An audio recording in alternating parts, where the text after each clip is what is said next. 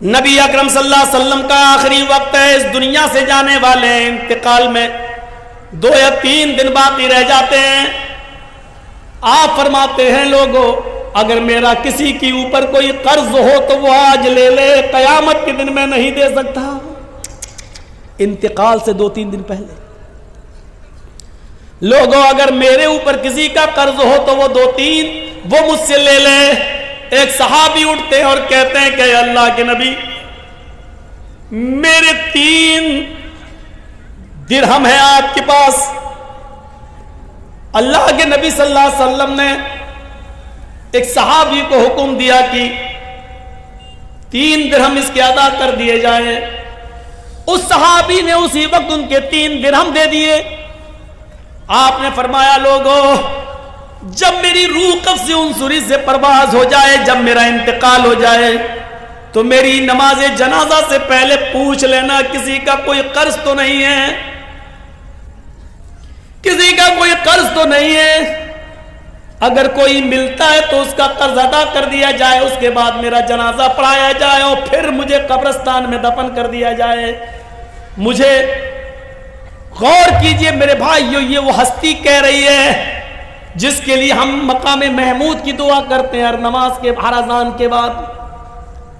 اور اس کا حال یہ ہوا کہ اللہ کے نبی صلی اللہ علیہ وسلم کا جب انتقال ہوا تو پوچھا گیا کوئی قرض تو نہیں تھا؟ جواب کہیں سے نہیں ملا۔ سب سے پہلے ابو بکر صدیق نے آپ کی نماز جنازہ پڑھی، پھر عمر فاروق نے نماز جنازہ پڑھی، پھر عثمان غنی نے نماز جنازہ پڑھی، پھر حضرت علی نے پڑھی۔ مسئلہ یاد رکھنا اللہ کے رسول کی نماز جنازہ جماعت کے ساتھ نہیں ہوئی، اللہ کے نبی کی نماز جنازہ کسی نے نہیں پڑھائی۔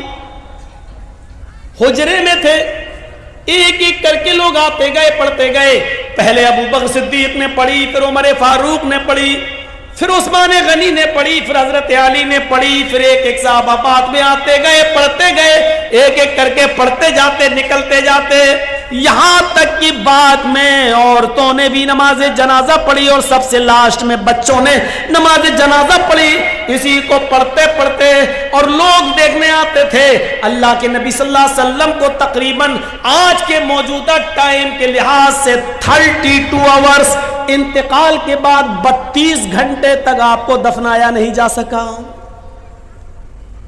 32 گھنٹے تک آپ کو دفنایا نہیں جا سکا۔ اور اس کے بعد جب آپ کو دفنا دیا گیا، مٹی آپ کی ہو جاتی ہے، تو حضرت ابو بکر صدیق جب تک خلیفہ رہے اعلان کرتے رہے لوگوں اگر نبی اکرم صلی اللہ علیہ وسلم کا قرض کسی کے اوپر ہو تو وہ مجھ سے لے لے۔ لیکن ابو بکر صدیق 2 سال تک خلیفہ رہے، 2 سال تک برابر اعلان کیا لیکن کوئی نہیں آیا۔ پھر حضرت عمر فاروق کا زمانہ آیا، حضرت عمر فاروق کے پورے 10 سال تک اعلان ہوتا رہا اگر نبی اکرم کا قرض کسی کے اوپر ہو، اگر کسی نے نبی کو قرض دیا ہو اور اس کا قرض باقی ہو تو وہ عمر سے آ کر لے لے۔ حضرت عمر فاروق کے 10 سال کی خلافت میں بھی کوئی قرضہ لینے نہیں آیا۔ حضرت عثمان غنی کا جب زمانہ آیا تو 12 سال تک اعلان کیا جاتا رہا اگر نبی اکرم نے کسی سے قرض لیا ہے تو وہ آ کر مجھ سے قرض لے لے، میں نبی کا قرض دینے کے لیے تیار ہوں۔ لیکن 12 سال تک عثمان غنی کے زمانے میں بھی کوئی قرض لینے نہیں آیا۔ ذرا اندازہ لگائیے کہ قرضے کا معاملہ کتنا بھیانک ہوتا ہے۔ اللہ کے نبی صلی اللہ علیہ وسلم اپنے انتقال سے پہلے خود اعلان کر رہے ہیں اگر کسی کا قرض میرے اوپر ہے تو لے لے۔ ایک اٹھتے ہیں اور کہتے ہیں کہ میرے 3 درہم میں آپ نے دلوا دیے، پھر کوئی نہیں ملا۔ ابو بکر صدیق نے 2 سال تک اعلان کیا لیکن کوئی نہیں ملا۔ عمر فاروق نے 10 سال تک اعلان کیا لیکن کوئی نہیں ملا۔ عثمان غنی بھی کہتے رہے کہ نبی کا قرض کسی کے اوپر ہو تو مجھ سے لے لے، لیکن 12 سال تک کسی نے کوئی قرض نہیں مانگا۔ غور کرو کہ قرض کا معاملہ کتنا بھیانک ہوتا ہے، کیونکہ قرض دار آدمی کی روح لٹکتی رہتی ہے زمین و آسمان کے بیچ میں۔ میرے پیارے ساتھیوں، جب تک اس کا قرض ادا نہ کر دیا جائے۔ میرے بھائیوں یہ معاملہ بڑا عجیب و غریب رہتا ہے، آئیے اس معاملے کو سمجھنے کی کوشش کیجئے۔ حقوق اللہ معاف کر سکتا اپنا حق، لیکن بندے کا حق معاف نہیں کرے گا۔ اگر کسی نے کسی سے قرض لیا ہے تو پہلی فرصت میں قرض ادا کر دے، پہلی فرصت میں قرض ادا کر دے، کیونکہ نمازیں بیکار ہو جاتی ہیں، روزے بیکار ہو جاتے ہیں، حج بیکار ہو جاتا ہے، حج۔ اسی لیے فرمایا کہ قرضہ لے کر حج جیسی عبادت بھی آپ کرنے نہیں جا سکتے ہیں، قرضہ لے کر قربانی آپ کر سکتے ہیں، لیکن ایک وعدہ کیجئے، قرضہ جس آدمی سے لے رہے ہیں اس سے وعدہ کیجئے کہ 1 مہینے میں آپ کا قرضہ دے دوں گا، آپ مجھے 12,000 15,000 روپے بطور قرض دے دیجئے تاکہ ہمیں خصی لے لیں اور قربانی کر دیں۔ قرضہ لے کر قربانی کی جا سکتی ہے، لیکن اگر آپ کو یہ اندیشہ ہو کہ ہم اس کا قرضہ ادا نہیں کر پائیں گے تو پھر قرضہ لے کر قربانی کرنا بھی آپ کے لیے جائز نہیں ہے۔ اگر آپ کو یقین ہے کہ قرضہ ہم دے سکتے ہیں تو 1 مہینہ 2 مہینے کی اجازت لے کر قرضہ لے سکتے ہیں، لیکن قرضہ لے کر حج کرنے نہیں جا سکتے، کیونکہ قرضدار پر حج ہے ہی نہیں۔ قرضدار پر حج نہیں، حج تو اس پر فرض ہے جو صاحب استطاعت ہو، من استطاع الیہ سبیلا، جو ان استطاع الیہ سبیلا۔ اگر تم وہاں تک جانے کی طاقت رکھتے ہو تو حج کرو، تو حج کرو، اگر وہاں تک جانے کی طاقت نہیں، استطاعت نہیں ہے تو آپ حج نہ کریں۔ کتنی بری عادت کہاں سے کہاں نکل گیا اور کہاں بہک گیا، یہاں پہنچ گیا میں۔ تو میں کہہ یہ رہا تھا کہ ہم اپنے دوستوں کو کھلا سکتے ہیں، دشمنوں کو نہیں، لیکن اللہ رب العالمین کو دیکھیے، وہ اپنے دوست اور دشمن سب کو کھلاتا ہے، مومن اور کافر سب کو کھلاتا ہے، یہ ہے رب العالمین۔ اس کے بعد آئیے دوسری آیت پر، الرحمن الرحیم، کتنی بڑی نعمت ہے، وہ بڑا ہی رحم کرنے والا، انتہائی مہربان ہے۔ اللہ کتنا بڑا مہربان ہے یہ سمجھنے کے لیے بعد میں ہم آپ کو اس طرح بعد میں آئیں گے، پہلے یہ سوچئے، اللہ کہتا ہے کہ میرے پاس رحمت کے 100 درجے ہیں۔ اس بات کو ذرا غور سے سنیے گا، یہ سمجھ گئے تو پوری تقریر سمجھ جائیں گے۔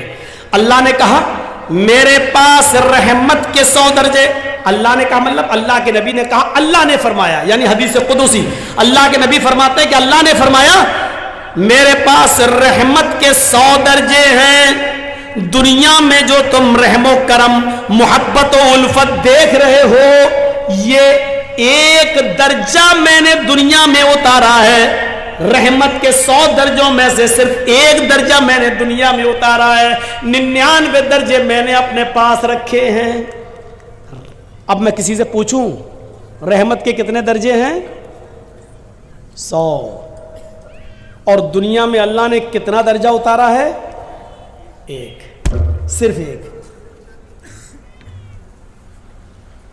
ایک مرغی کو دیکھیے آپ، مرغی بلی کو دیکھتی ہے فوراً بھاگتی ہے، لیکن وہی مرغی جب انڈوں پر بیٹھتی ہے اور انڈوں سے چوزے نکلتے ہیں، اور مرغی جہاں سڑک پر دانا چگتی ہے اپنے بچے اس کے پیچھے پیچھے آتے ہیں، اچانک بلی کو دیکھتی ہے مرغی تو بھاگتی نہیں ہے۔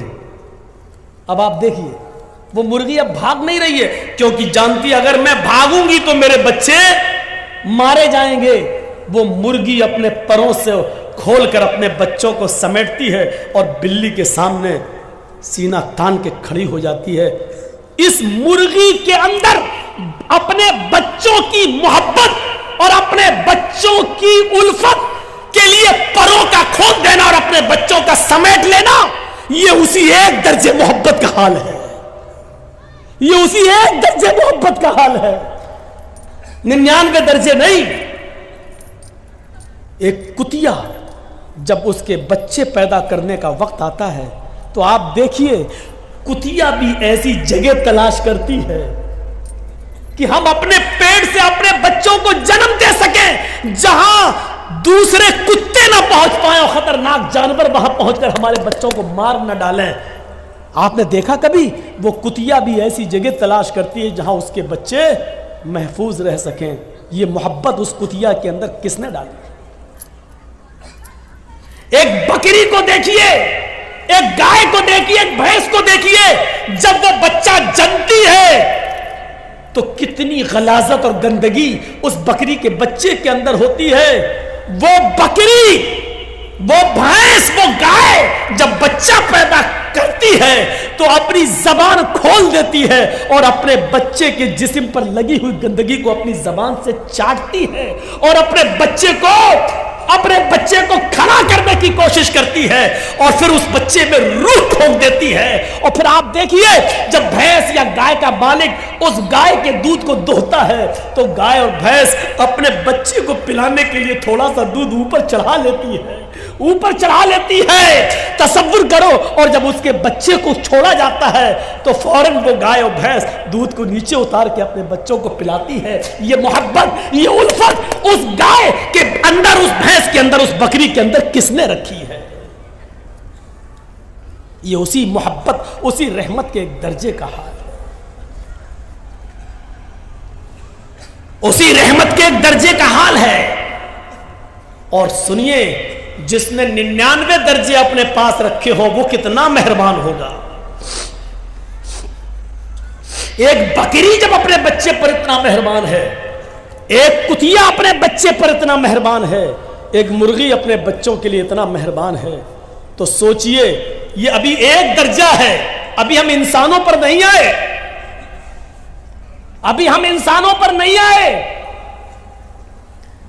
حضرت عمر فاروق فرماتے ہیں ایک جنگ کے اندر کچھ قیدی گرفتار کیے گئے اور گرفتار کر کے ان کو جناب محمد رسول اللہ کے سامنے لایا گیا۔ ایک جنگ کے اندر کچھ قیدیوں کو گرفتار کیا گیا اور ان قیدیوں کو محمد رسول اللہ کے سامنے پیش کیا گیا۔ ان قیدیوں میں ایک عورت بھی تھی۔ جو قیدی قید کر کے لائے گئے، جو مجرم قید کر کے لائے گئے، ان مجرمین کی لسٹ میں، ان قیدیوں کی لسٹ میں ایک عورت بھی تھی۔ اس کا بچہ کہیں شیرخوار بچہ، دودھ پیتا بچہ کہیں گم ہو گیا تھا، کہیں کھو گیا تھا، دودھ پیتا بچہ۔ یہ عورت جب اللہ کے نبی صلی اللہ علیہ وسلم کے سامنے پیش کی گئی اور جو قیدی نبی کے سامنے پیش کیے گئے، اس عورت کو ہوش نہیں ہے کہ ہم کو نبی کے سامنے پیش کیا گیا ہے، کیا سزا ملے گی۔ اس کا دماغ اپنے بچے کی طرف لگا ہوا ہے، وہ اپنے بچے کے بارے میں سوچتی ہے کہ میرا دودھ پیتا بچہ کہاں ہوگا۔ یہاں تک کہ وہ نبی اکرم صلی اللہ علیہ وسلم کے حکم کے مطابق قیدیوں کو ایک میدان میں جمع کر دیا گیا، اس میدان میں اس عورت کو بھی لایا گیا۔ وہ عورت جس بھی چھوٹے بچے کو دیکھتی، جس چھوٹے بچے کو دیکھتی، جس دودھ پیتے بچے کو دیکھتی، اس سے چھین لیتی اور اپنے پستان سے اس بچے کو لگا کر دودھ پلانے لگتی۔ اللہ کے نبی نے پوچھا ایسا یہ عورت کیوں کر رہی ہے؟ جس عورت کے بچے کو دیکھتی یہ پکڑ لیتی اور اپنے پستان کا دودھ پلانے لگتی، ایسا کیوں ہے؟ جواب ملا اللہ کے نبی، اس عورت کا بچہ کہیں گم ہو گیا ہے، اس لیے یہ ہر بچے کو اپنا بچہ سمجھ رہی ہے۔ اللہ کے نبی نے اس عورت کی اس محبت کو دیکھا، اس عورت کی اس رحمت کو دیکھا جو دوسروں کے بچے کو اپنا بچہ سمجھ رہی ہے۔ اللہ کے نبی صحابہ سے سوال کرتے ہیں، آئے میرے ساتھیوں، اگر اس کو اس کا بچہ مل جائے اور پھر اس عورت سے کہا جائے کہ اپنے بچے کو آگ میں پھینک دو، تو تم کیا امید رکھتے ہو کیا یہ عورت اپنے بچے کو آگ میں ڈال دے گی؟ تصور کرو نبی کا سوال۔ جو عورت دوسرے کے بچے کو اپنا بچہ سمجھ رہی ہے، اگر اس کو اس کا بچہ مل جائے پھر اس عورت سے کہو کہ اپنے بچے کو آگ میں ڈال دے، جلتی ہوئی آگ میں ڈال دے، تو کیا وہ ڈال دے گی؟ صحابہ نے کہا نہیں، ہرگز نہیں۔ اس کی محبت یہ کبھی گوارا نہیں کرے گی کہ وہ اپنے بچے کو آگ میں ڈال دے۔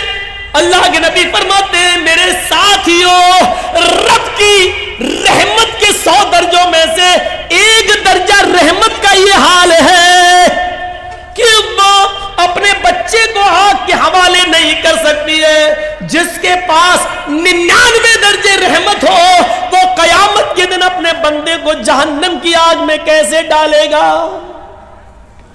اس کی رحمت یہ کیسے گوارا کرے گی کہ اپنے بندے کو جہنم میں ڈال دے؟ لیکن بندے گناہ کر کر کے، شرک کر کر کے، بدعتیں کر کر کے، شراب نوشی کر کر کے، حرام کھا کھا کر، حرام کی کاروبار کر کر کے اپنے آپ کو خود جہنم میں لے جاتے ہیں، تو اس میں اللہ کی رحمت پھر غضب میں بدل جاتی ہے۔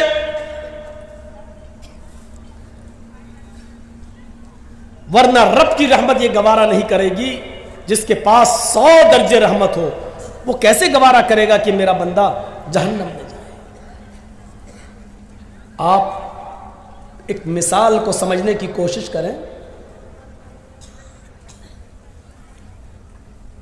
آپ کی بیٹی ہے، شادی ہوئی، آپ نے بہت سے برتن اس کو جہیز میں دیے، کانچ کے 2 برتن، کانچ کے 2 گلاس، شیشے کے 2 گلاس آپ نے اس کو دیے، بہت سے برتن دیے، لیکن 2 گلاس رکھے ہوئے تھے الماری میں، اور کانچ کے دونوں گلاس جس کو آپ کی بیٹی سسرال میں جانے کے بعد روزانہ صاف کر کر کے رکھتی تھی، اچانک دونوں گلاس گرتے ہیں نیچے، ایک گلاس تو ٹوٹ کر ٹکڑے ٹکڑے ہو جاتا ہے اور دوسرا گلاس بچ جاتا ہے، اتفاق ہے، دوسرا گلاس بچ جاتا ہے۔ اب آپ سے میں پوچھتا ہوں، آپ کی بیٹی کس گلاس کی حفاظت کرے گی؟ جو بچ گیا اس کی یا جو ٹوٹ گیا اس کی؟ کوئی بھی عقل مند انسان ہوگا، اس کو اگر کھڑا کر کے پوچھا جائے تو وہ یہی کہے گا، ارے جو ٹوٹ گیا اس کی کیا حفاظت کرے گی؟ وہ تو چکنا چور ہو گیا ہے، اس کی حفاظت کرے گی جو بچ گیا ہے۔ تو جو گلاس بچ گیا اس کو اٹھائے گی، اس کو پوچھے گی اور پھر رکھ دے گی، اور جو ٹوٹ گیا، چکنا چور ہو گیا، وہ جانتی ہے کہ یہ جڑ نہیں سکتا، اب اس کو گھر میں بھی رکھنا گوارا نہیں کرے گی، جھاڑو سے ادھر ادھر کانچ تو نہیں بکھر گئی کسی کے پیر میں نہ چپ جائے، اس لیے اس جگہ کو صاف کر کے اس ٹوٹے ہوئے کانچ کے گلاس کو صاف کرے گی اور ایک برتن میں لے کر ڈسٹ بن میں ڈال دے گی یا باہر کوڑے میں جا کر پھینک دے گی۔ اس ٹوٹے ہوئے گلاس کو کبھی وہ اپنے پاس نہیں رکھے گی۔ کیوں؟ ہر چیز کا ایک کوشچن ہوتا ہے، کیوں؟ یہ بھی ایک کوشچن ہے، وہ صحیح سلامت گلاس کی حفاظت کر رہی ہے لیکن ٹوٹے ہوئے گلاس کو گھر سے باہر کیوں پھینک رہی ہے؟ اس کیوں کا جواب ہے، صحیح سلامت گلاس کی حفاظت اس لیے کر رہی ہے کیونکہ وہ کام کی چیز ہے، وہ پینے کے کام آئے گا، مہمانوں کو پانی پلانے کے کام یا چائے پلانے کے کام یا دودھ پلانے کے کام آئے گا، لیکن ٹوٹا ہوا برتن کسی کام کا نہیں، اس لیے اس کو باہر پھینک رہی ہے۔ چلیے اب میں آپ سے پوچھتا ہوں کہ ایک ماں کے 2 بیٹے ہیں، دونوں بیٹے جوان ہیں، ایک پڑھ لکھ کر بہت قابل ہو گیا ہے، اس کی سرکاری سروس لگ گئی ہے، اس کو 1 لاکھ روپیہ مہینہ مل رہا ہے، ماں بوڑھی ہو چکی ہے، باپ کا انتقال ہو چکا ہے، وہ بیٹا 1 لاکھ روپیہ مہینہ کماتا ہے، 50,000 روپے مہینہ کماتا ہے، اور اسی پر وہ اپنا پیٹ بھی پالتا ہے، اپنے بیوی بچوں کا پیٹ بھی پالتا ہے اور اپنی بوڑھی ماں کا بھی خیال رکھتا ہے۔ لیکن اسی ماں کا ایک دوسرا بیٹا ہے، وہ بھی جوان ہے، لیکن اس کے دونوں پیروں میں پولیو ہے، لکوا مار چکا ہے، اس کے دونوں ہاتھوں میں کمپن ہے، ہاتھ بھی اس کے لکوا مار چکے، وہ نہ اٹھنے کے لائق ہے، نہ اپنے سے بیٹھ سکتا ہے، نہ اپنے سے کھا سکتا ہے، نہ اپنے سے پیشاب اور پائخانہ کر سکتا ہے۔ اس بچے کی عمر بھی 18-20 سال ہے، اس کا بھائی بھی 20-22 साल का है, जो कमाता है और अपनी मां को खिलाता है, लेकिन ये बेचारा अपाहिज बच्चा, दोनों पैरों से अपाहिज, दोनों हाथों से अपाहिज, बिस्तर पर लेटा है।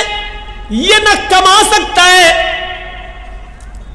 न मां का पेट भर सकता है, न खुद खा सकता है। ये बच्चा भी नाकारा है, किसी काम का नहीं है, बेकार है। बल्कि ये बच्चा अपने मां पर भी बोझ बना है, बल्कि अपने बड़े भाई के ऊपर भी बोझ बना हुआ है। मैं आपसे पूछना चाहता हूं, मां इन दोनों बच्चों में से किस बच्चे की हिफाजत करेगी और किस बच्चे को अपने घर से बाहर निकालेगी? आपका जवाब होगा, वो किसी भी बच्चे को बाहर नहीं निकालेगी। वही औरत जो कांच के गिलास की हिफाजत कर रही है, जो बच गया क्योंकि वो काम का है, लेकिन मां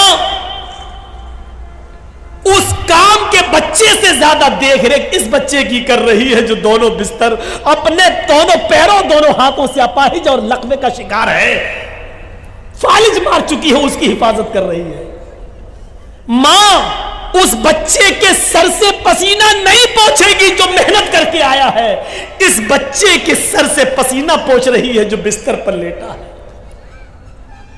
मां उस 20-22 साल के बच्चे का पेशाब और पायखाना साफ नहीं करा सकती है, बल्कि अब इतना बड़ा हो चुका है वो बच्चा कि वो मां अपने बड़े बेटे की शर्मगाह भी देखना गवारा नहीं करेगी। लेकिन इस 18 साल के 20 साल के बच्चे की शर्मगाह देखना तो बहुत दूर की बात, उसकी गंदगी को भी अपने हाथ से साफ कर रही है और उसकी पेशाब की जगह को भी धो रही है। मेरे भाइयों, तसव्वुर कीजिए मां के दिल में ये रहम और ये मोहब्बत का जज्बा ये कहां से आया? ये उसी रब की 100 दर्जे रहमत में से उतारी हुई एक रहमत के एक दर्जे का हाल है। ये मां उस बच्चे से ज्यादा प्यार करेगी जो बच्चा अपाहिज है, लंगड़ा लूला है और लकवे का शिकार है। ये मां उसकी ज्यादा देखरेख कर रही है। क्यों?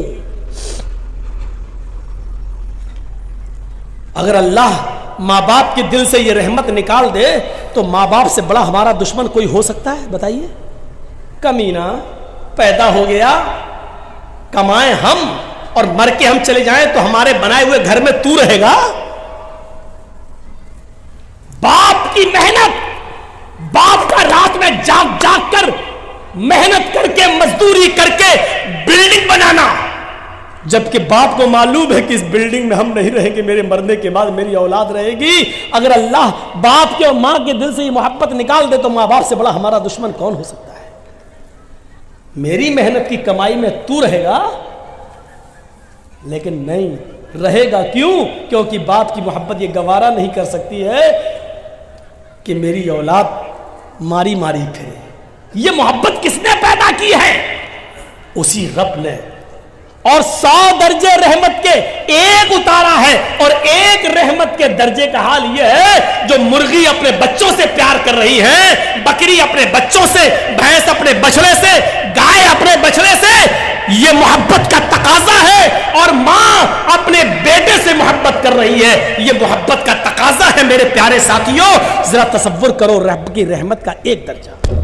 अब जरा आइए फिर देखिए रब की रहमत का हाल क्या है।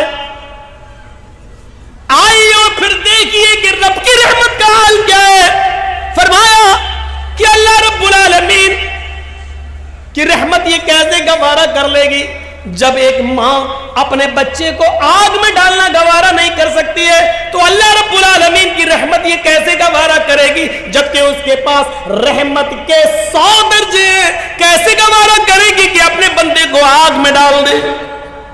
बनी इस्राइल का एक वाकया बयान करते हुए नबी अकरम ने फरमाया, एक शख्स अपने ऊंट को अपने घर के सारे सामान के साथ पैक करके निकलता है और एक सहरा और जंगल से होता हुआ जाता है।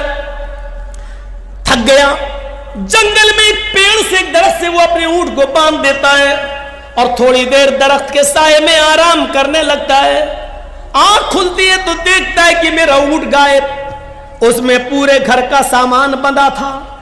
اب اونٹ غائب, ہوش اڑ گئے ہیں, اونٹ غائب, میرے گھر کا پورا سامان اونٹ پر اور اونٹ غائب. وہ کبھی اس جھاڑی جاتا, کبھی اس جھاڑی میں دیکھتا, کبھی اس پہاڑی پہ چڑھتا, کبھی اس پہاڑی پہ چڑھتا. وہ پورا جنگل تلاش کر ڈالا لیکن اس کو اونٹ نہیں ملا, اس کو اونٹ نہیں ملا. پورا جنگل تلاش کر دیتا ہے لیکن اس کو اونٹ نہیں ملتا ہے. مایوس ہو کر اسی پیڑ کے پاس آتا ہے, ہاتھ سر پہ رکھ کر سوچنے لگتا میں کیا کروں گا. بڑی محنت سے مال کمایا تھا, غائب ہو گیا اونٹ, کہاں چلا گیا. اب کتنا دن لگے گا اتنا مال کمانے میں, اور اپنے گھر کا ساز و سامان بنانے میں کتنا وقت لگے گا. اب یہ سوچ ہی رہا تھا, تھکا ہوا تھا کہ اچانک نیند آ گئی. تھوڑی دیر کے بعد آنکھ کھلتی ہے, کیا دیکھتا ہے کہ میرا اونٹ اسی پیڑ سے بندھا ہوا ہے جس پیڑ سے غائب ہوا تھا. آتا ہے, اونٹ تو یہ ہے. جا کر دیکھتا بندھا ہے, سامان دیکھتا ہے تو اس کے اوپر اناج کا ایک دانہ بھی کم نہیں ہے. جیسے وہ اپنے گھر سے لایا تھا ویسا ہی ہو بہو, سیم ٹو سیم ویسا ہی اونٹ پر لدا ہوا ہے, اور ایک بھی چیز غائب نہیں ہے.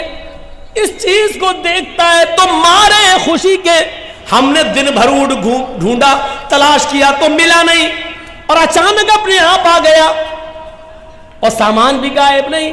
اس کو دیکھ کر وہ اتنا خوش ہوتا ہے, اتنا خوش ہوتا ہے کہ اونٹ کو دیکھتا جاتا اور نظریں آسمان پہ ڈالتا جاتا اور اپنے رب سے کہتا جاتا اللہم انت عبدی وانا ربک. اے اللہ مان گیا تیری قدرت, اے اللہ مان گیا میں تجھے, واقعی تو میرا بندہ ہے اور میں تیرا خدا. نہیں سمجھ پائے نا اس نے کیا جملہ استعمال کیا. مارے خوشی کے اس نے کیا کہا, اللہم انت عبدی, واہ واقعی تو میرا بندہ ہے, وانا ربک اور میں تیرا رب.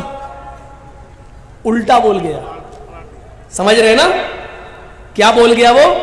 اس کو بولنا یہ چاہیے تھا کہ واقعی میں تیرا بندہ اور تو میرا رب ہے, لیکن اونٹ پا گیا, سامان لدا ہے, خوشی میں اس کو پتا نہیں ہے, دماغ سے ہٹ گیا. اتنی خوشی ہوئی اس کو, اتنی خوشی ہوئی کہ اس کا دماغ ٹھکانے نہیں رہا, اور مارے خوشی میں کہہ گیا اللہم انت عبدی وانا ربک, واقعی تو میرا بندہ اور میں تیرا رب ہوں.